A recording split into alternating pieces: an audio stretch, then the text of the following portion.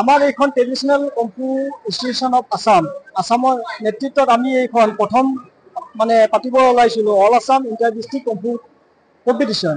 তাত আমাৰ বিভিন্ন ডিষ্ট্ৰিক্টৰ পৰা অসমৰ বিভিন্ন ডিষ্ট্ৰিক্টৰ পৰা বহুত মানে ল'ৰা ছোৱালী বহুত কেইজন আহিছে, বা ধৰক গোলাঘাট, শিৱসাগৰ, লখিমপুৰ এনেকুৱা বিভিন্ন ডিষ্ট্ৰিক্টৰ পৰা আমাৰ ইয়াত আহি পাৰ্টিচিপেট কৰিছে।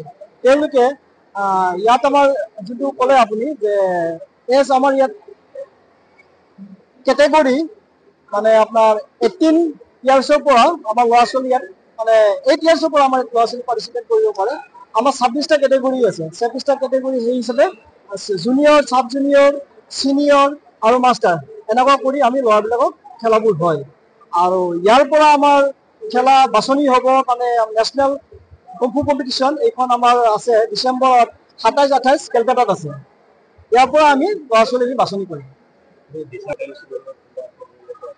আমাৰ ইয়াত international kung fu council founder president তেখেতক আমি কেলকাতাৰ পৰা ইয়াত আমন্ত্ৰণ জনাইছোঁ আমাৰ প্ৰগ্ৰামটো ভালকৈ চলাই দিয়ক বাবে। আৰু তেখেতে আহি আমাৰ দুদিনীয়া জাজমেণ্ট ছেমিনাৰ আৰু খেলখনত তেখেত আমাৰ এটেণ্ড কৰিব।